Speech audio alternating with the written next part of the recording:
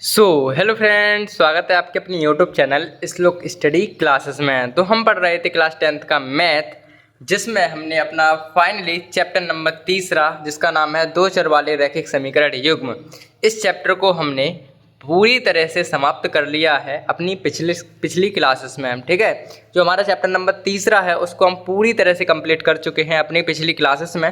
तो आज की क्लास में उसके अगला चैप्टर यानी कि 4, जिसका नाम है द्विघात समीकरण। ठीक है, चैप्टर नंबर 4 है द्विघात समीकरण। इस चैप्टर की आज शुरुआत करेंगे अपन, और साथ ही साथ प्रश्नावली 4A को सॉल्व भी हम करेंगे। जो प्रश्नावली है उसको 4A को सॉल्व करेंगे, और साथ ही साथ द्विघात समीकरण जो है चैप्टर, उसका शुरुआत भी करेंगे, जो है उसके हम कुछ बेसिक समझेंगे। ठीक है, तो सबसे पहले हम द्विघात समीकरण को शुभारंभ करते हैं, और शुभारंभ करने का मतलब ये है उसके बारे में कुछ हम समझ लेते हैं। अब जैसे कि आपको पता है कि हमारे द्विघात समीकरण क्या होता है भाई। द्विघात समीकरण एक ऐसा समीकरण होता है जिसकी अधिकतम घात 2 होती है। ठीक है, अधिकतम घात कितनी होगी? 2। जिस समीकरण की अधिकतम घात 2 होगी वही द्विघात समीकरण कहलाएगा। हम द्विघात समीकरण को इस तरीके से लिख सकते हैं, ax² + bx + c बराबर 0 के रूप वाले समीकरण जितने भी इस रूप में समीकरण होंगे वो द्विघात समीकरण होते हैं, कहते हैं। ठीक है, द्विघात समीकरण में जो ax² + bx + c इस फॉर्मेट में हम लिखते हैं, और यहाँ पे जो a, b और c हैं ये हमारे अचर राशियाँ होती हैं, ये अचर पद होते हैं, ऐसे कह सकते हैं। पद क्या, राशियाँ कहेंगे, पद नहीं कहेंगे। तो क्या होता है, अचर राशियाँ होती हैं। जैसे a, b, c यहाँ पे क्या होती हैं, अचर राशियाँ होती हैं। और इसके आगे समझ लेते हैं, जैसे कि इसके उदाहरण कुछ इस प्रकार से हैं कि उदाहरण क्या है इसके, उदाहरण ये हैं 2x² + 4x + 8। ये जो हमारे पास दिया है ये एक द्विघात समीकरण है, क्योंकि इसकी सबसे ज़्यादा अधिकतम पावर 2 है। इसमें भी 2 है, ये भी द्विघात समीकरण है, इसमें भी 2 है, इसमें भी 2 है, और इसमें भी 2 है, तो ये भी द्विघात समीकरण है।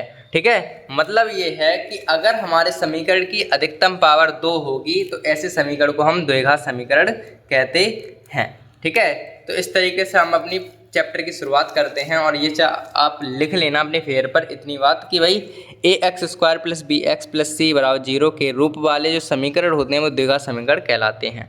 ठीक है सर, समझ गए भाई। और इसको हम इसी तरीके के फॉर्मेट में लिखते हैं। कभी कभी ऑब्जेक्टिव में पूछ लेता है कि द्विघात समीकरण का फॉर्मेट क्या होता है, तो ये होता है भाई, लिखा है।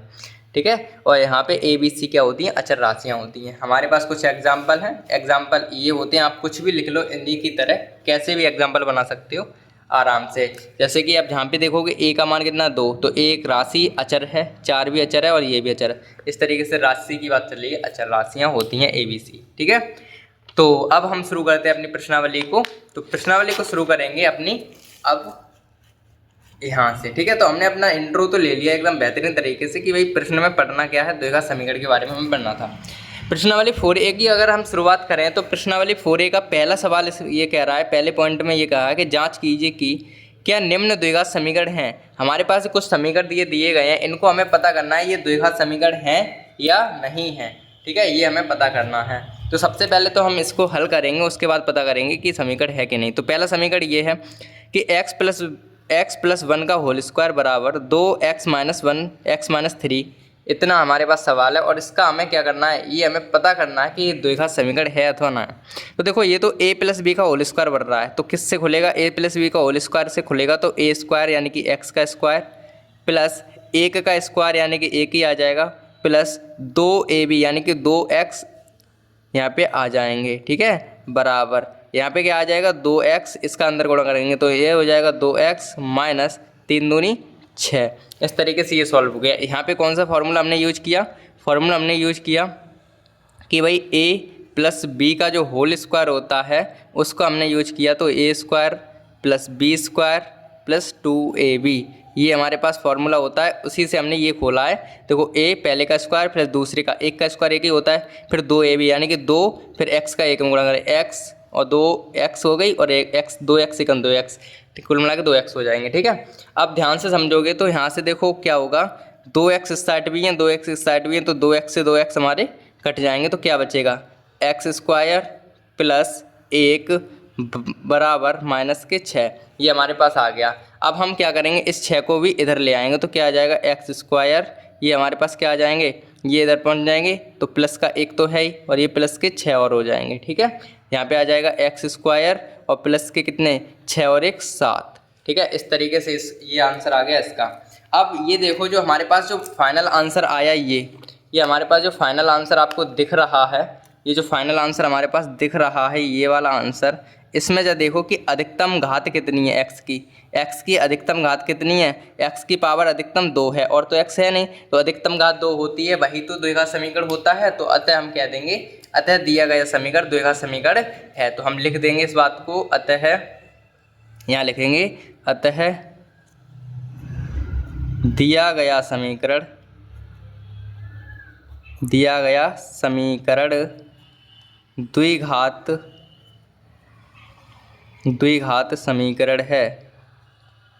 द्विघात समीकरण है।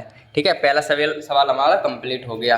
ठीक है, इस तरीके से हमारा पहला सवाल हो गया कंप्लीट। ठीक है, तो इसमें हमें कुछ नहीं करना है, केवल इनको सॉल्व करना है और हमें केवल इतना पता करना है कि द्विघात समीकरण है अथवा नहीं है। ठीक है, तो अब हम बढ़ते अपने दूसरे प्रश्न पर। तो हमारा दूसरा प्रश्न क्या है कि भाई एक्स स्क्वायर माइनस 2x बराबर माइनस के 2 और कोष्टक में x माइनस 3 माइनस एक्स, इसको पहले सॉल्व करेंगे, उसके बाद हमें पता करना पड़ेगा कि ये द्विघात समीकरण है भी या नहीं है। ये हमें पहले सॉल्व कर ले। तो इसको तो देखो एक्स स्क्वायर माइनस 2x, तो ये ऐसे कैसे रहेंगे बराबर, इन दो का गुणा इधर करेंगे तो माइनस प्लस, ये प्लस के 3 है, ये माइनस के 2, तो माइनस के 2 3 6 हो गए, ये माइनस और ये माइनस बन गया प्लस, और 2x हो जाएंगे यहाँ पे। ठीक है, अब समझो, ध्यान से करते चलना। ठीक है, इतना काम हमने कर लिया। अब देखो यहाँ पे क्या आएगा, एक्स स्क्वायर तो ऐसे के ऐसे हैं ही, माइनस के 2x तो ऐसे के ऐसे हैं ही। अब ये 6 दिख रहे हैं, प्लस के इधर ले आओ तो प्लस के 6 इधर आ गए, और ये माइनस के 6 थे, इधर प्लस के 6 हो गए। ये प्लस के कितने 2x हैं, प्लस के 2x हैं, इधर आएंगे तो माइनस के 2x हो जाएंगे, और बराबर में बच जाएगा 0। यहाँ से देखो एक्स स्क्वायर तो ऐसे कैसे, माइनस 2x माइनस के 2x माइनस के 4x हो गए, और प्लस के 6 हो गए, और बराबर में 0। तो हमारे पास जो समीकरण आगे बना, क्या बना, ये समीकरण हमारे पास बन गया, और ये समीकरण बन गया। तो ये समीकरण क्या है, द्विघात समीकरण है या नहीं है, बताओ। द्विघात समीकरण है नहीं है, क्योंकि अधिकतम पावर x की अधिकतम पावर कितनी है, अधिकतम पावर 2 है। ये 9th में ही पढ़ी है ना, घात निकालना, तो अधिकतम घात कितनी है 2 है, तो इसीलिए द्विघात समीकरण है। तो लिख लेंगे कि अतः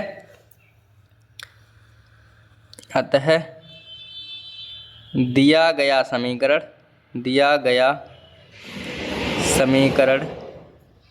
द्विघात समीकरण है। ठीक है, ये चीज़ हमने लिख ली। तो इसी तरीके से हमारा ये दूसरा भी प्रश्न कंप्लीट हो गया। ठीक है, पहला प्रश्न और दूसरा प्रश्न एकदम बेहतरीन तरीके से कंप्लीट हमने कर लिया है, और अब हम बढ़ेंगे अपने अगले प्रश्न पर। तो अगला प्रश्न हमारा तीसरा है, वो क्या है, ध्यान से देखिए कि x माइनस 2x प्लस 1 और बराबर x माइनस 1 और x प्लस 3, ये हमारे पास समीकरण है। इसको हम सॉल्व करेंगे पहले, उसके बाद पता करेंगे द्विघात समीकरण है भी या नहीं है। तो पहले इस तरीके सॉल्व करना हम आपको सिखा ही चुके हैं अच्छे से।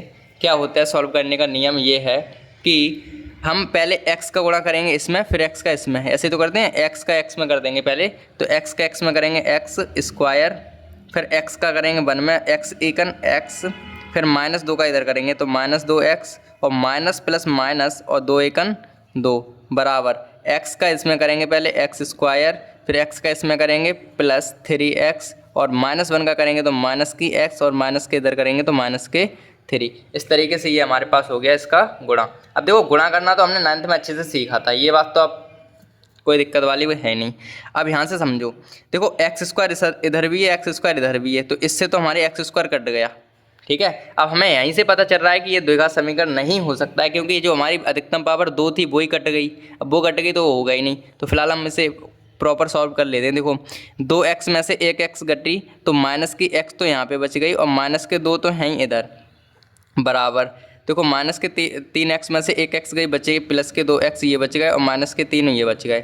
इसे सॉल्व करेंगे तो देखो ये माइनस के इधर चले जाएंगे तो माइनस के 3x हो जाएंगे, और ये भी प्लस के हो जाएंगे तो प्लस के 1 बच जाएगा हमारे पास यहाँ पे बराबर 0।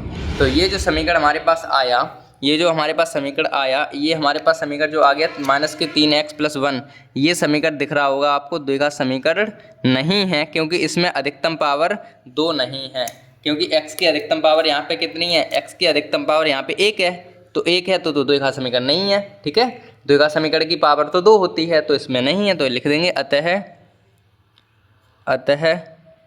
दिया गया समीकरण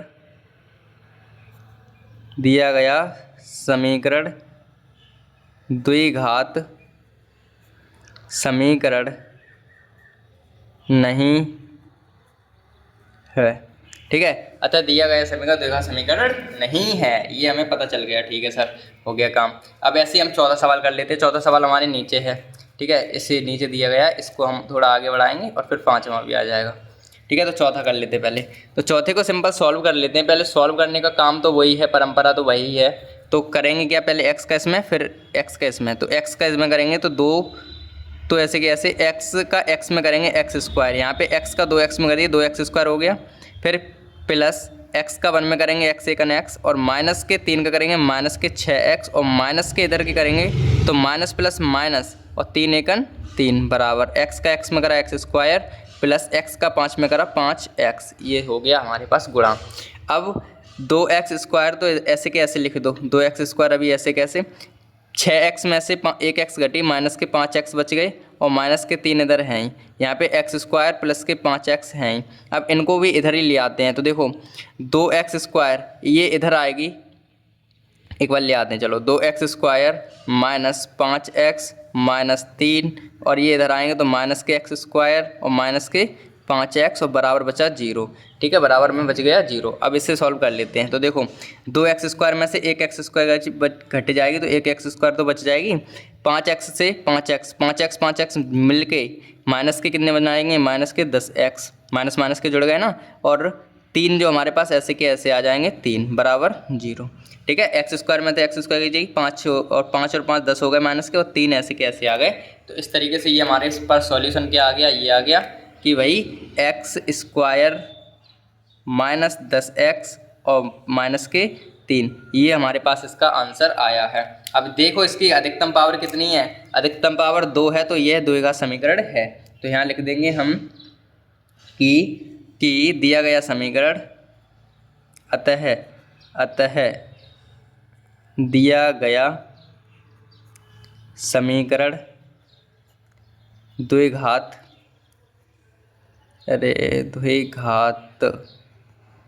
समीकरण है। ये प्रश्नावली थोड़ी आसान है, आराम से कर लोगे आप, इसी वजह से हम जल्दी जल्दी कर रहे हैं सवालों को। ठीक है, तो इस तरीके से ये हो गया चौथा सवाल कंप्लीट। और अब हम बढ़ेंगे 5वें पर। तो 5वां सवाल क्या है, ये है x square plus 3x plus ये है। तो यहाँ पे करेंगे, ये तो सॉल्व दिया है, x square plus 3x plus 1, ये तो हमें दिया है। ये खोल देंगे a माइनस बी के होल स्क्वायर, तो ये हो जाएगा एक्स स्क्वायर प्लस 2 का स्क्वायर 4 हो जाएगा, और फिर माइनस 2ab, तो माइनस 2ab 2 दूनी 4x हमारे पास ये हो गया। कौन सा फॉर्मूला लगाया, a माइनस बी का होल स्क्वायर, तो क्या होता है A square plus B square minus 2ab। इस फॉर्मूले से हमने इस चीज़ को सॉल्व किया है। देखो पहले का स्क्वायर कर दिया, फिर दूसरे का स्क्वायर कर दिया, 2 का स्क्वायर 4, फिर तीनों गुणा कर दिया, 2 दूनी 4x हो गए, माइनस आ गया यहाँ पे। ठीक है, इससे सॉल्व करेंगे। देखो एक्स स्क्वायर से एक्स स्क्वायर कट रहा है हमारा, तो ये दिख रहा है नहीं होगा, क्योंकि एक्स स्क्वायर वाली चीज़ ही कट गई। देखो इधर आ जाओ, 3x तो ऐसे कैसे प्लस 1 है ही, ये 4 इधर जाएंगे तो माइनस के 4 हो जाएंगे, ये प्लस के 4x हो जाएंगे। ठीक है, बराबर 0। 3x और 4x हो जाएंगे 7x, और माइनस के बचेंगे 3 और बराबर 0। तो ये जो समीकरण आया हमारे पास सॉल्यूशन होके, ये भी हमारे पास द्विघात समीकरण नहीं है। क्यों नहीं है, क्योंकि इसमें अधिकतम घात 2 नहीं है। ठीक है, तो हम लिख देंगे यहाँ पे कि अतः दिए गए समीकरण द्विघात समीकरण नहीं है। अतः दिया गया समीकरण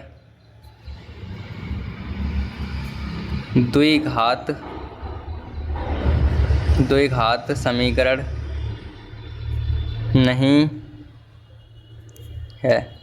ठीक है, ये भी हमारे पास कंप्लीट हो गया। ये प्रश्न भी एकदम बेहतरीन तरीके से कंप्लीट हो गया। अब हम बढ़ते हैं अपने 6वें प्रश्न पर। तो हमारा 6वां प्रश्न है, वो ध्यान से देखिए क्या है कि भाई एक्स प्लस 2 का होल क्यों बराबर 2x और एक्स स्क्वायर माइनस 1, इस तरीके का सवाल है। तो सबसे पहले a प्लस बी का होल क्यों लगाएंगे। तो a प्लस बी का होल क्यों क्या होता है, a cube plus b cube plus 3ab question में a प्लस बी। तो a क्यू मतलब x का क्यू प्लस बी क्यू मतलब 2 का क्यू कितना होता है 8 प्लस 3ab यानी कि 3 दूनी 6x, 3ab ये हो गया। ठीक है, अब कोष्टक में a प्लस बी यानी एक्स प्लस दो, एक्स प्लस के दो, ये हो गया काम कंप्लीट। बराबर इसको सॉल्व करें तो 2x की पावर, देखो यहाँ पे 2 तो है ही, एक और जुड़ जाएगी, x का 2 में करेंगे 3 हो जाएंगे, माइनस 2, यहाँ पे देखो माइनस के 2x आ जाएगी यहाँ पे, ठीक है, 2x एकन 2x, इस तरीके से गुणा हो गया ये कंप्लीट। ठीक है, अब ये हमारे पास गुणा हो ही गया है। ठीक है ना, गुणा हो गया कम्प्लीटली। अब क्या करेंगे आगे वो देखिए। तो अब क्या करेंगे अपन, अब हम क्या करेंगे, इनको सॉल्व करेंगे और क्या करेंगे, एक्स स्क्वायर प्लस के 8x प्लस के 6 का गुणा करेंगे 6x स्क्वायर, फिर इसका इसमें कर देंगे 6 दूनी 12x बराबर यहाँ पे 2x क्यूब माइनस 2x, इस तरीके से गुणा हो जाएगा। ठीक है, 6 का इधर में किया, 6 एकन तो 6x का x में करा x स्क्वायर प्लस के प्लस 6 दूनी 12x है ना, ये तो x तो ऐसे कैसे आ गई। अब देखो 6x एक एक्स स्क्वायर ये रही, 6x स्क्वायर ये हो गए कितने 6 और एक 7x स्क्वायर, 7x स्क्वायर हो गए प्लस 8x ये रहे 20x 12x ये 20x तो हमारे पास ये हो गए बराबर 2 के ये है और माइनस 2x इधर है, इनको सबको इधर ले आएंगे तो 2x square plus 20x minus के 2x क्यूब और माइनस के प्लस के 2x, इसको सॉल्व करेंगे तो क्या आएगा वो देखो सबसे ज़्यादा पावर कितनी है हमें 3 है, तो दिख रहा है हमें द्विघात समीकरण नहीं है, दिख रहा है ना साफ साफ, तो जो बड़ी पावर है उसको पहले लिखेंगे। देखो माइनस के 2x क्यूब पहले आ गए, फिर प्लस के आ गए 7x स्क्वायर और देखो 20x और 2x हो गए 22x, ये हो गए 22x। ठीक है, तो इस तरीके से ये जो समीकरण हमारे पास बना जो आया है इस सॉल्यूशन, तो ये समीकरण हमें बता रहा है कि ये भी हमारे पास द्विघात समीकरण नहीं है, क्योंकि अधिकतम घात किसकी कितनी है इसमें, अधिकतम घात कितनी है, सबसे ज़्यादा घात किसमें है, x की पावर सबसे ज़्यादा 3 है और 3 घात होती है तो वो द्विघात समीकरण नहीं होता है, वो त्रिघात समीकरण होता है। तो हम इसमें लिख देंगे अतः दिया गया समीकरण द्विघात समीकरण नहीं है। तो अतः दिया गया समीकरण द्विघात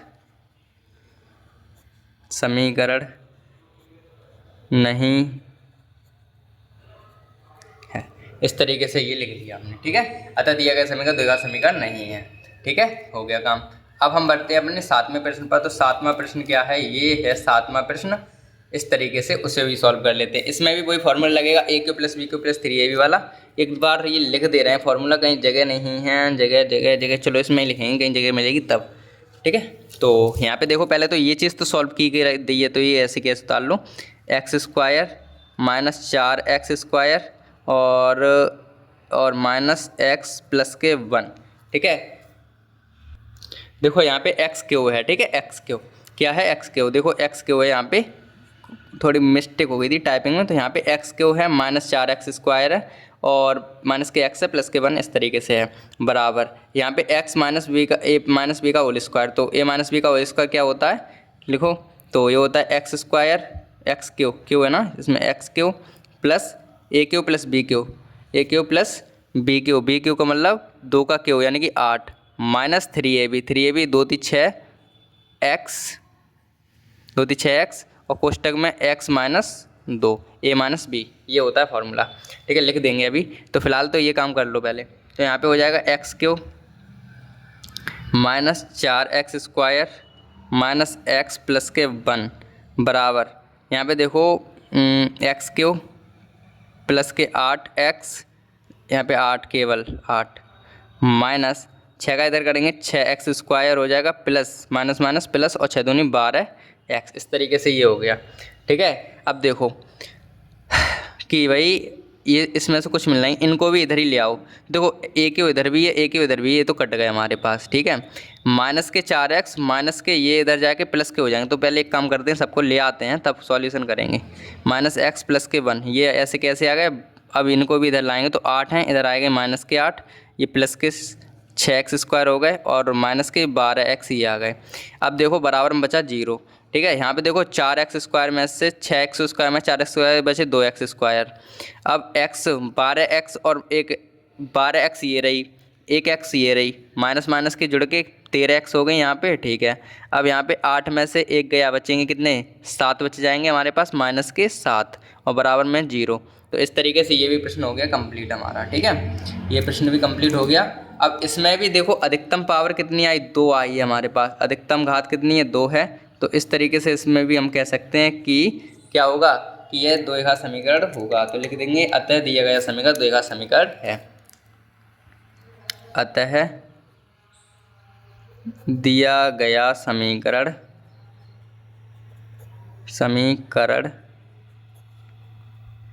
द्विघात समीकरण है।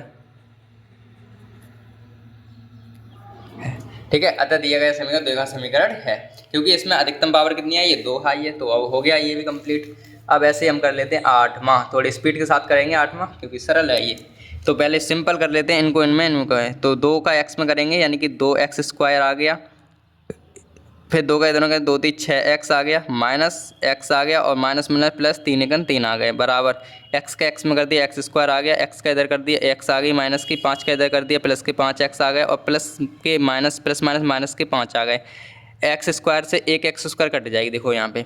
तो एक काम करते हैं, सबको इधर ही ले आओ पहले उठा के। तो देखो 2x² और ये माइनस माइनस यानी कि माइनस के 7x ये हो गए, और प्लस के 3 तो ये हो गए, और ये माइनस हमें आ जाओ, x² माइनस आ गया। अब देखो 5x में से एक x की 4x बचेंगे प्लस के, और प्लस के जब इधर जाएंगे तो माइनस के 4x हो जाएंगे, और माइनस के 5 इधर प्लस के 5 हो जाएंगे, बराबर 0। तो x² में से एक x² बची, केवल x² बच गया, 7x में, और ये हो गया 7 और 4 11x ये हो गया, माइनस के जुड़ जाएंगे ना, माइनस माइनस के जुड़ गए, और प्लस के 15 हमारे पास ये आ गया, बराबर 0। तो इस तरीके से ये भी समीकरण हमारे पास आया द्विघात समीकरण की भाई x² कितना आया, 2x² plus 2x² plus minus 11x plus के 15, ये हमारे पास द्विघात समीकरण आ गया। तो लिख देंगे अतः दिया गया समीकरण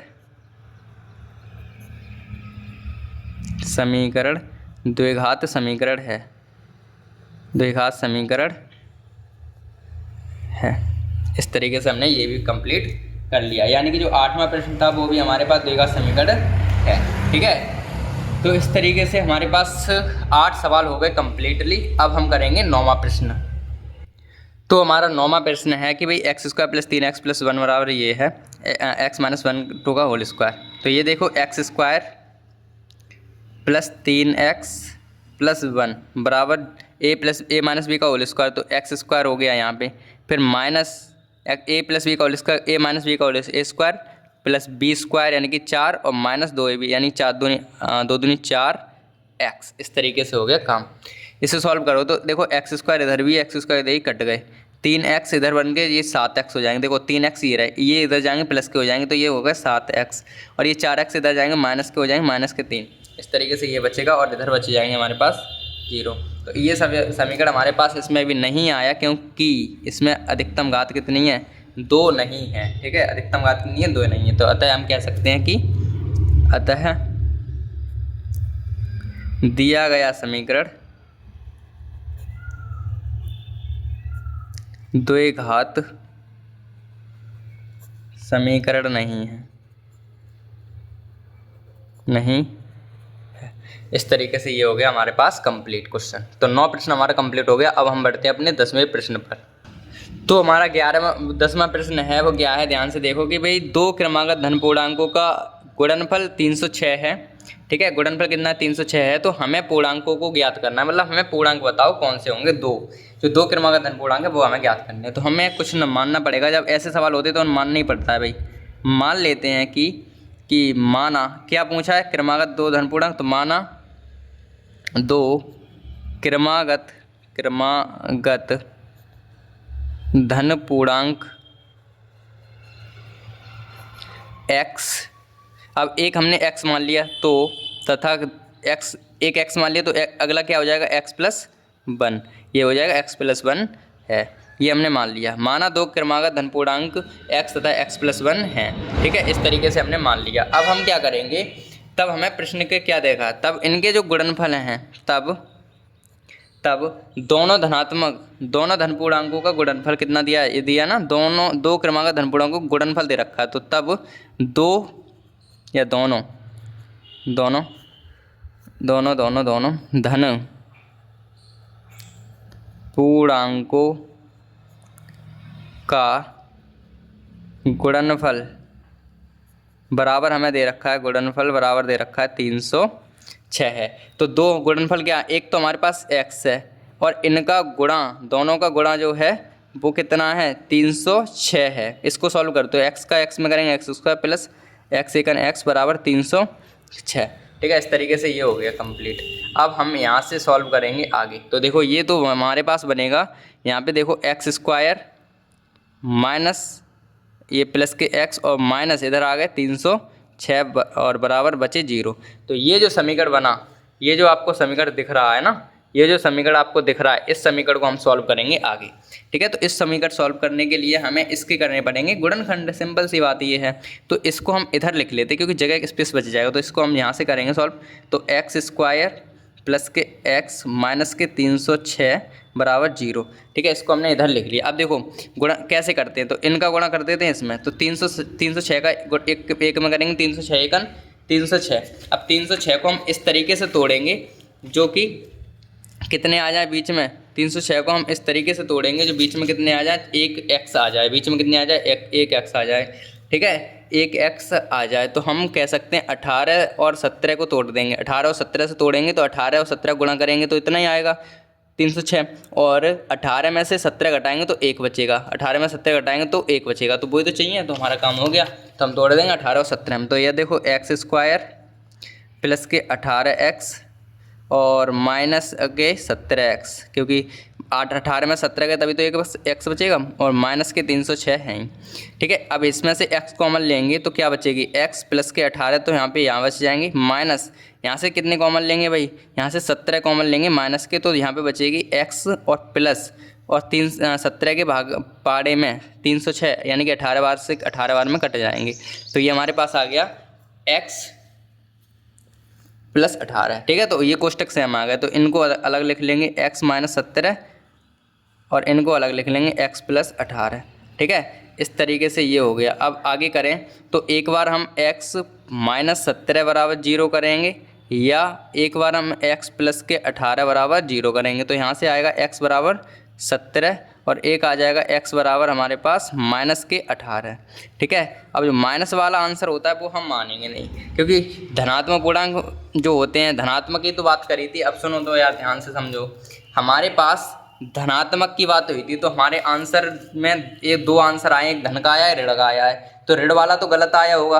ठीक है, ऋण वाला गलत आएगा तो हम लिख देंगे ये मान्य नहीं है, ये वालों मान्य ना है ऋण वालों, क्योंकि धन के हमें धन की ज़रूरत है। तो 17 धन के आए हैं, इसका काम है, बस ये मान्य नहीं है। ठीक है, ये तो हमारे पास काम के नहीं है ना, ये मान्य ही ना है। ठीक है, तो यहाँ पे क्या होगा, हमारे पास 17 आ गए तो x बराबर तो एक आ गया 17। ठीक है, तो अगला क्या था, अगला हो जाएगा x प्लस 1। x प्लस 1 निकालेंगे तो क्या आएगा, x 17 प्लस 1 यानी कि 18। तो इस तरीके से ये दो धन पूर्णांक क्या होंगे, एक धन पूर्णांक हमारे पास क्या आएगा 17, एक धन पूर्णांक हमारे पास 17 और दूसरा धन पूर्णांक क्रमागत 18। 17 और 18 हमारे पास आंसर आ जाएंगे। ठीक है, तो इस तरीके से हमारे पास ये कौन सा क्वेश्चन हो गया कंप्लीट, 10वां प्रश्न हो गया बिल्कुल कंप्लीट। तो अब हम बढ़ते हैं अपने अगले यानी कि 11वें प्रश्न पर। तो हमारे पास 11वां प्रश्न है कि भाई एक रेलगाड़ी 480 किलोमीटर की दूरी समान चाल से तय करती है। यदि इसकी चाल 8 किलोमीटर प्रति घंटा कम होती, मतलब इसकी चाल 8 किलोमीटर प्रति घंटा कम होती तो वह उसी दूरी को तय करने में 3 घंटे अधिक लेती। हमें रेलगाड़ी की चाल ज्ञात करनी है, रेलगाड़ी की हमें चाल ज्ञात करनी है। तो सबसे पहले हल करेंगे और हल वही करते हैं जो मानेंगे, तो वही मानेंगे जो हमसे पूछा है। तो माना रेलगाड़ी की चाल x किलोमीटर प्रति घंटा है, क्योंकि किलोमीटर प्रति घंटे की बात चल रही है तो x किलोमीटर प्रति घंटा हमने मान ली। अब प्रश्न में हमसे क्या कह रहे हैं, वो यदि उसकी चाल 8 किलोमीटर कम कर देते। देखो पहले हमने x चल रहे थे, जब हम x में से 8 किलोमीटर जब 8 किलोमीटर प्रति घंटा कम कर रहे हैं चाल, तो वो 3 घंटे अधिक ले रही है। तो हम प्रश्न के अनुसार देखेंगे भाई, तब प्रश्न के अनुसार प्रश्नानुसार क्या है कि भाई जो रेलगाड़ी की चाल है, रेलगाड़ी की चाल है, जो चाल है वहाँ में हम कमी कर रहे हैं। तो रेलगाड़ी की चाल में कमी कितनी हो रही है। अब ये पहले हमारी x थी, सामान्य चाल x थी, उसमें से हम 8 किलोमीटर कम कर रहे हैं, और जब 8 किलोमीटर कम कर रहे हैं तो इतनी चाल हमारे पास आ जाएगी। ठीक है, जब हम 8 किलोमीटर कम करेंगे तो इतनी हमारे पास इतनी तेज चलेगी, 8 किलो प्रति घंटा, x माइनस 8 किलोमीटर प्रति घंटा चलेगी जब हम 8 किलोमीटर कम कर देंगे तब। ठीक है, तब अगर हम क्या करें, तब हमें चलना है भाई 400 किलोमीटर दूरी, 400 किलोमीटर तो चलना है, 400 किलोमीटर की दूरी तय करने में लगा समय जो लगा समय है वो देखते हैं कितना आएगा। अगर इस हिसाब से वो तो कह रहे 3 घंटे अधिक लगेगा, वैसे अगर यहाँ से देखेंगे तो कितना लगेगा समय वो देखो। समय बराबर क्या होता है, दूरी बट्टे चाल होता है, दूरी बट्टे में चाल होता है। तो फॉर्मूला तो हमें पता चल गया, दूरी बट्टे चाल है। दूरी हमें कितनी चलनी है, 480 किलोमीटर, 480 किलोमीटर दूरी चलनी है। चाल हमारी कितनी है, x माइनस 8 किलोमीटर। इतनी इतना हमें टाइम लगेगा। कितना टाइम लगेगा, 480 माइनस 480 बट्टे x माइनस 8, इतना हमें टाइम लग जाएगा जाने में। अब वो कह रहे हैं कि दोनों समय का जो अंतर है वो 3 घंटे का फ़र्क है, 3 घंटे का अधिक ले रही है। और अगर इतनी चलती, समझो ना यार, वो क्या कह रही है, वो ये कह रहे हैं 3 घंटे अधिक लगती है, मतलब इतने से चल रही थी तब तो 3 घंटे पहले पहुंच जाती, मतलब इतने से और इतने चलने में 3 घंटे का अंतर है, ये कह सकते हैं हम, 3 घंटे का अंतर है। तो दोनों चालों में कितना अंतर है, इस चाल में, इस वाली चाल में और इस चाल में 3 घंटे का अंतर है, एक्स में और इसमें चाल में, इस समय में, समय के अंतर की बात चल रही है। ठीक है, तो यहाँ जाओ कि हमें पता है प्रश्न में क्या कह रहे हैं कि दोनों जो समय हैं, दोनों समयों में अंतर जो है वो कितना है, 3 घंटे का अंतर है, 3 घंटे का हमारे पास अंतर है, 3 घंटे का अंतर। तो पहला समय हमारे पास तो x के पहला समय हमारे पास कितना था, पहला समय हमारे पास कितना था, जो बाद में समय है उस ये आया था, तो 480 माइनस x माइनस 8। और जब हम x की चाल से चलेंगे तो कितना आएगा, 480 तो हमें चलना ही है, और x की चाल से चलेंगे, 480 दूरी तो फिक्स है, जब x की चाल से चलेंगे तो दूरी बट्टे चाल तो होता है, तो दूरी तो 480 है, और x पहली चाल हमारी x थी, तो पहली वाली यानी कि लास्ट वाली में से पहली वाली घटा देंगे तो 3 घंटे का अंतर हमारे आ रहा है। इस तरीके से समझे, यहाँ तक नहीं समझे तो यहाँ देखो दोबारा, देखो ये 480 पे चली जब हमने कम दूरी की तब। ठीक है, सही है सर।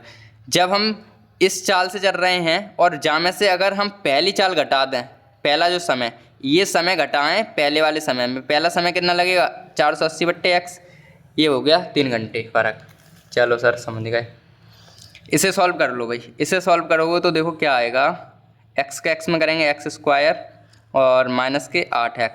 अब x का इधर कर देंगे 480x, माइनस इधर कर देंगे तो 480x और माइनस 480 में 8 का गुणा कर देंगे, क्योंकि माइनस प्लस हो जाएगा, और ये हो जाएंगे 3840। ठीक है, इनका इनमें गुणा कर दिया और बराबर 3 आ गए। ठीक है, अब देखो क्या करेंगे, इनको तो इधर ले आएंगे, तो देखो 480 ये तो कट गए ना, रहने दो। ठीक है, 480 से ये कट गए और ये बचे 3840 बराबर 3 के संग आ जाएंगे 3x square minus 8x, 8 3 24x हो जाते हैं यहाँ पे 24x। इस तरीके से ये 24x आ जाएंगे। ठीक है, तो ये हो गया हमारे पास, इसे थोड़ा सही से लिख लेते हैं। तो देखो ये आ गया 3x स्क्वायर माइनस 24x, और ये माइनस के ही पहुँच जाएंगे 3 ये और बराबर 0। इस तरीके से ये हमारे पास बन गया समीकरण। अब हम इसको थोड़ा छोटा करें तो इसमें से कुछ कॉमन मिल जाएगा, जो कि हमें दिख रहा है 3 कॉमन। अगर हम दोनों तरफ से 3 कॉमन लें, दोनों तरफ से 3 कॉमन लेंगे तो क्या आएगा, 3 यहाँ से 3 हट जाएंगे, एक्स स्क्वायर बचेगा केवल, 3 8 24 यानी कि 8x बचेगा, और ये बच जाएंगे 3 1 3 3 दूनी 6, 3 8 24 1 0, ये हमारे पास बचेगा ये। तो ये जो समीकरण आया इसको हम करेंगे गुणनखंड। इसके हम क्या कर लेंगे, गुणनखंड जो हम करना जानते ही हैं, तो वो करेंगे हम अगले पेज पर। ठीक है, तो हम अगला पेज ले लेते हैं तब करते हैं। ठीक है, तो ये हमारा पास समीकरण बना था। ठीक है, अब इसके हम गुणनखंड कर लेते हैं। देखो इसके 1280 को इधर करेंगे तो 1280 एकन 1280। अब 1280 को हम तोड़ेंगे इस तरीके से, जो कि हमारे पास गुणा करने पे तो इतने ही आ जाए 1280, लेकिन जोड़ने या घटाने पे आ जाए -8। इसको हमें तोड़ना है। ठीक है। तो इनको तोड़ेंगे हम, देखो क्या कैसे, देखो 1280 तो हमारे पास ही आ गए, 1280 इनको हम तोड़ेंगे भाई 12 और जो हमारे पास 1280 है ना, तो इनको तोड़ देंगे हम 40 और 32 में। देखो इनको जोड़ेंगे तो इनको गुणा करेंगे तो 4 दूनी 8, 4 12 और 0 को 0, यानी कि इनको गुणा करेंगे तो 1280 आ जाएंगे। और 1280 और 40 में से जब 32 घटाएंगे तो 8 आ जाएंगे, लेकिन हमें चाहिए -8, तो हम 32 आगे कर लेंगे और 40 पीछे कर लेंगे। ठीक है, तो इस तरीके से टूट जाएगा। तो ये करेंगे x² माइनस के चाहिए ना, तो माइनस के चाहिए ना हमें, तो प्लस के 32x और माइनस के 40x हम इधर ले लेते हैं, और माइनस के 1280 तो हैं ही, ये हमारे पास बन जाएगा। इनको सॉल्व कर लेते हैं। तो ये हमारे पास यहाँ से x कॉमन मिलेगी, तो यहाँ पे आ जाएंगे x प्लस के 32 बचेंगे, माइनस कॉमन यहाँ से 40 कॉमन ले लेंगे, तो यहाँ पे आ जाएगा x प्लस के 32 हमारे यहाँ पे बन जाएंगे, क्योंकि 40 का भाग इसमें देंगे 32 बार आ जाएगा। तो x माइनस के 40 एक में आ जाएंगे और x प्लस के 32 हमारे एक तरफ आ जाएंगे। तो x माइनस के 40 बराबर 0 या x प्लस के 32 बराबर 0। यहाँ से x बराबर आएगा प्लस के 40 और x बराबर आ जाएगा क्या, माइनस के 32। अब देखो चाल जो होती है वो कभी माइनस में नहीं होती है, क्योंकि कह सकता है कि हमारी रेलगाड़ी माइनस के 32 किलोमीटर पर माइनस में चलेगी नहीं, तो ये मान्य तो होएगी नहीं, माइनस वाला मान्य नहीं है क्योंकि ऋणात्मक है, मान्य नहीं है ये वालों। तो मान्य कौन सा ये, तो अतः हमारी जो चाल है, अतः रेलगाड़ी की चाल कितनी होगी भाई, ये वाली होगी 40 किलोमीटर प्रति घंटा होगी, ये हमारे पास चाल होगी। ठीक है, तो इस तरीके से जो प्रश्न हमारे पास कौन सा था, ये कौन सा था प्रश्न, ये जो 12वां प्रश्न था ना, शायद ना 11वां प्रश्न था, 11वां प्रश्न था वो तो हमारे पास हो गया कंप्लीट। ठीक है, 11वां प्रश्न था वो हो गया हमारे पास कंप्लीट। ठीक है, अब हम बढ़ेंगे अपने अगले प्रश्न पर, 12वें प्रश्न पर। तो हमारा 12वां प्रश्न है वो क्या है, ध्यान से समझते हैं कि भाई एक आयताकार भूखंड का क्षेत्रफल दे रखा है हमें, यहाँ पे क्षेत्रफल है और क्षेत्रफल हमें दे रखा है कि 528 वर्ग मीटर है। क्षेत्रफल की लंबाई चौड़ाई से के दुगने से 1 मीटर अधिक है, मतलब दुगने से 1 मीटर अधिक है, तो हमें भूखंड की लंबाई और चौड़ाई पता करनी है या ज्ञात करनी है। तो हम प्रश्न को अलग कर लेते हैं क्योंकि हमें इसकी ज़रूरत पड़ेगी। तो हम क्या करेंगे, पहले इसको मानेंगे। क्या मानेंगे भाई, मान लिया क्या पूछा था हमसे, लंबाई और चौड़ाई पूछी है, तो हम मानेंगे भाई, माना जो आयताकार भूखंड है, आयताकार भूखंड की, ठीक है, आयताकार भूखंड की चौड़ाई हम मान लेते हैं x है, चौड़ाई x मीटर है, x मीटर है। तब आप ध्यान से समझो, देखो हमने चौड़ाई क्यों मानी वो समझो। अब देखो यहाँ पे कह रहे थे कि जो चौड़ाई है, क्षेत्रफल की लंबाई चौड़ाई के दुगने हैं, तो चौड़ाई हमने x मान ली, तो लंबाई कितनी हो जाएगी, लंबाई कितनी हो जाएगी, तब लंबाई कितनी हो जाएगी भूखंड की, तब लंबाई क्या हो जाएगी, ये हो जाएगी भाई जाके दुगने से 1 अधिक है, यानी कि 2x + 1 इतने मीटर हमारे पास लंबाई हो जाएगी। ठीक है, ध्यान से समझो भाई, चौड़ाई हमने x मान ली, तब लंबाई 2x + 1 हो जाएगी। ठीक है, इस तरीके से हमने मान लिया। अब हम क्या करेंगे, अब हमसे क्या रखा है प्रश्न में कि आयताकार भूखंड का जो क्षेत्रफल अगर हम निकालने की बात करें, अगर हम क्षेत्रफल निकालें, क्योंकि हमें प्रश्न में क्षेत्रफल दिया है, देखो यहाँ पे प्रश्न में क्षेत्रफल दिया है, तो क्षेत्रफल अगर हम इसके हिसाब से निकालें अपनी इसके हिसाब से, तो क्या होगा, तब यहाँ पे लिख सकते हैं, तब आयताकार भूखंड या फिर केवल भूखंड लिख लेते हैं, भूखंड का क्षेत्रफल बराबर कितना आ जाएगा ये बताओ। लंबाई इंटू चौड़ाई होता है क्षेत्रफल, लंबाई इंटू चौड़ाई, और हमारी लंबाई कितनी है 2x + 1 और चौड़ाई हमारे पास कितनी है x, इसका गुणा इसमें करेंगे तो 2x² + x, ये हमारे पास क्या आ जाएगी, ये हमारे पास क्षेत्रफल आ गया।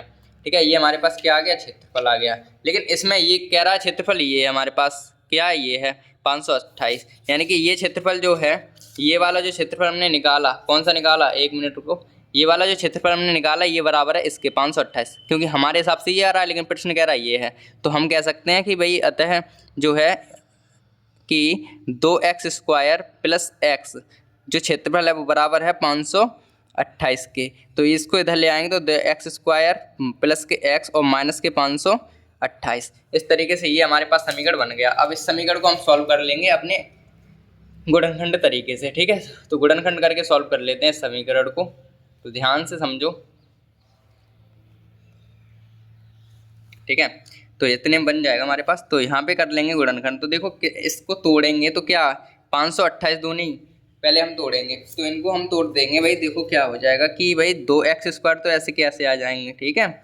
अब हमारे पास इन्हें तोड़ने के लिए 33x माइनस 32x जो हैं और माइनस के 528, इस तरीके से हम इनको तोड़ देंगे, ठीक है। फिलहाल आप कर लेना क्योंकि लंबी कैलकुलेशन तो हमने पहले कर ली थी ये वाली। तो इनको इसमें गुणा करेंगे जो आएंगे, और उनको हम तोड़ेंगे तो इस तरीके से 33x माइनस 32x में तोड़ देंगे। तो यहाँ से कॉमन मिल जाएगा क्या, यहाँ से कॉमन तो मिलेगा ही नहीं, x कॉमन मिल रहा है क्योंकि यहाँ तो 2 तो मिलेंगे नहीं कॉमन, तो x कॉमन मिल रहा है तो x ले लेंगे। तो यहाँ पे आ जाएंगे क्या 2x बचेगी और प्लस के 33 बच जाएंगे। यहाँ से आ जाओ, यहाँ पे 32 कॉमन नहीं मिलेंगे, 32 तो कॉमन नहीं मिलेंगे पूरे क्योंकि 16 दूनी 32 और 16, 16 मिल जाएंगे यहाँ से, 16 और x तो मिलेगी नहीं। तो यहाँ पे बचेंगे 16 दूनी 32, 2x प्लस के माइनस के लिए हैं तो ये माइनस प्लस हो गया और 33 आ गए यहाँ पे, ठीक है। तो इस तरीके से ये हो गया हमारे पास x माइनस के 16 और ये हमारे पास हो गया 2x प्लस के 33, ठीक है। तो x बराबर ये आ गया हमारे पास प्लस के 16 और x बराबर ये आ गया हमारे पास 2x प्लस बराबर नहीं माइनस के 33 और x बराबर माइनस के 33/2। और जो माइनस वाला आंसर होता है वो हम मान्य नहीं करते हैं, ये मान्य नहीं है, माइनस वाला आंसर मान्य नहीं है। तो हमारा आंसर कौन सा होगा एक्चुअल में, हमारा आंसर क्या होगा, आंसर होगा 16 मीटर, ठीक है 16 मीटर। तो आयताकार जो चौड़ाई है जो हमने मानी थी, तब आयताकार भूखंड की चौड़ाई, तो हम लिख देंगे भूखंड की चौड़ाई जो है वो कितनी है, x मानी थी ना। यहाँ पे देखो 1 मिनट कहाँ है, हाँ देखो यहाँ पे हमने चौड़ाई x मानी, x का मान हमने 16 आया, प्लस वाला लेंगे हम हमेशा, माइनस में तो मान से गलत आता है, माइनस वाला तो हम मान ही नहीं करते हैं क्योंकि माइनस में चौड़ाई होती नहीं है। तो 16 मीटर तो हमारी आ गई क्या चौड़ाई। तब लंबाई क्या आ जाएगी भाई, तब लंबाई क्या हो 2x प्लस के 1 है हमारे पास लंबाई, तो 2x की जगह पे रख देंगे 16 प्लस 1 यानी 16 दूनी 32 प्लस 1 यानी कि 33। तो लंबाई हमारे पास कितनी आएगी 33 मीटर। तो चौड़ाई भी आ गई हमारे पास, लंबाई भी आ गई, चौड़ाई कितनी आ गई 16 मीटर और लंबाई आ गई हमारे पास 33 मीटर। तो इस तरीके से ये प्रश्न हो गया हमारे पास कंप्लीट, ठीक है। लंबाई का यहाँ से निकला था, ठीक है। अब ये प्रश्न एकदम बेहतरीन तरीके से कंप्लीट हो गया है और थोड़ा स्पीड के साथ हमने किया क्योंकि इस प्रकार के प्रश्न ध्यान से करो, केवल समझने की बात है, अगर समझ में आ जाता तो जल्दी आ जाता है, नहीं आता तो नहीं आता। और फिलहाल ज़्यादा टेंशन लेने की जरूरत नहीं, ये इस प्रकार के प्रश्न बहुत कम बोर्ड में आते हैं, कोई टेंशन नहीं, ठीक है। बोर्ड वाले जो प्रश्न हैं उनको तो हम एकदम बेहतरीन तरीके से पढ़ेंगे ही पढ़ेंगे, ठीक है। एक बार सिलेबस कंप्लीट हो जाए निश्चिंत तरीके से, ठीक है। तो फिलहाल तो ये प्रश्न अच्छे से समझ में आ गया होगा, आई होप, ठीक है। फिलहाल अब हम बढ़ते हैं अपने अगले प्रश्न पर। तो देखो अगला प्रश्न हमारे पास लास्ट प्रश्न है, ये 13वां क्या है, रोहन की माँ उससे 26 वर्ष बड़ी है और उनकी आयु जो वर्षों में है का गुणनफल अब से 3 वर्ष पश्चात 360 हो जाएंगी है। मतलब जो अब से जो गुणनफल है वो 3 वर्ष पश्चात 360 हो जाएगा। तो उन्हें हमें रोहन की आयु याद करनी है, जो रोहन की वर्तमान आयु याद करनी है, ठीक है। तो फिलहाल दोनों की करनी है हमें, तो रोहन की पूछी तो रोहन की निकाल लेंगे फिलहाल। तो कर लेते हैं हल। मान लेते हैं कि माना रोहन की वर्तमान आयु मान लेते हैं, माना रोहन की वर्तमान आयु x वर्ष है, ये हमने मान ली, ठीक है सर मान लिया। तब रोहन की माँ की कितनी हो जाएगी ये बताओ, रोहन की माँ की आयु कितनी हो जाएगी। देखो रोहन की अभी x है तो जो उससे माँ है वो 26 वर्ष बड़ी है, यानी कि रोहन की x है तो उससे माँ 26 वर्ष बड़ी है, इतने वर्ष की हो जाएंगी उनकी माँ। यानी कि रोहन की x है तो उनकी होगी x + 26, ठीक है सर मान गए सर, ठीक है। तब उसमें कह रहा है 3 वर्ष पश्चात, तब हमसे प्रश्न में कहे हैं कि 3 वर्ष पश्चात रोहन तथा या फिर कहते हैं 3 वर्ष पश्चात रोहन की आयु कितनी होगी ये बताओ। 3 वर्ष पश्चात रोहन की आयु कितनी होगी, पश्चात 3 वर्ष बाद या पश्चात कितनी होगी भाई, रोहन की अभी तो x है, 3 वर्ष बाद हो जाएगी x + 3 और 3 वर्ष पश्चात रोहन की माँ की कितनी हो जाएगी ये बताओ। रोहन की माँ की आयु कितनी हो जाएगी, अभी उसकी कितनी आयु, अभी उसकी है x + 26 एक्स प्लस 26 और 3 और जुड़ जाएंगे इसमें, 3 साल और बढ़ी है ना, 3 साल और बढ़ जाएगी तो ये जुड़ जाएगी तो क्या हो जाएगी एक्स प्लस के कितने 29 हो जाएंगे। तो ये हमारे पास आ गई रोहन की माँ की, 3 वर्ष बाद रोहन की माँ इतनी हो जाएंगी और 3 वर्ष बाद जो रोहन है वो हो जाएंगे एक्स प्लस 3 के। अब प्रश्न के अनुसार ये कह रहा है कि इन दोनों का जो गुणनफल है वो है 360 के बराबर, यानी कि इन दोनों का गुणनफल जो है ये आय और ये इन दोनों का जो गुणनफल है वो क्या कह रहा है, वो बराबर है 360 के। प्रश्नानुसार की बात करें तो उसमें ये कह रहे हैं एक्स प्लस के 3 और x प्लस के 29 इनका गुणनफल बराबर है 360 के। ठीक है, इनको सॉल्व करेंगे तो x का इधर करेंगे तो एक्स स्क्वायर हो गया, प्लस x का 29 में करेंगे 29x हो गया, प्लस 3 का इधर करेंगे 3x हो गया, और प्लस के 3 का इधर करेंगे तो कितने हो जाएंगे 87 हो जाएंगे। ठीक है, हाँ 3 7 हाँ 87 और 360 तो हमारे पास है ही। ठीक है, अब हम क्या करेंगे आगे करेंगे सॉल्व, तो इसको करेंगे तो देखो तो एक्स स्क्वायर प्लस के 29 और ये 3 जुड़ जाएंगे तो 32x तो ये हो गए, प्लस के 87 ये हैं, ये जाएंगे माइनस के, तो माइनस के हो जाएंगे 360 में से जब माइनस के 87 घटाएंगे तो हम कितने बचेंगे 273 हमारे पास बच जाएंगे। ठीक है, ये हो गया काम कंप्लीट। तो अब इनको हम तोड़ेंगे। ठीक है, तो इनको हम तोड़ देंगे एक्स स्क्वायर प्लस के 29x और माइनस के कितने 7, हाँ ठीक है 7x और माइनस के 273, ये हमारे पास इस तरीके से हमने तोड़ दिया। ठीक है, देखो तोड़ना तो आता ही ना, 273 एकन 273, ठीक है इतने गुणा हो गया। अब हम 39 और 7 का गुणा करेंगे तो हमारे पास 273 ही आएंगे, लेकिन हम इनमें से ये घटाएंगे तो 32 आएंगे। इस तरीके से हम इसको तोड़ते हैं। ठीक है, तो ये हो जाते हैं एक्स स्क्वायर, यहाँ से एक्स कॉमन मिलेगी तो एक्स कॉमन मिलेगी तो एक्स प्लस के 29 ही आ जाएंगे, 39 ही आ जाएंगे, यहाँ से मिल जाएंगे 7 कॉमन, तो माइनस के 7 कॉमन लेंगे तो एक्स प्लस के 39 हमारे यहाँ पर भी बच जाएंगे, तो यहाँ पे बचेगा एक्स माइनस के 7 और या एक्स प्लस के 39 बराबर 0 दोनों के आएगा, तो x बराबर एक तो 7 आएगा और एक आएगा x बराबर माइनस के 29।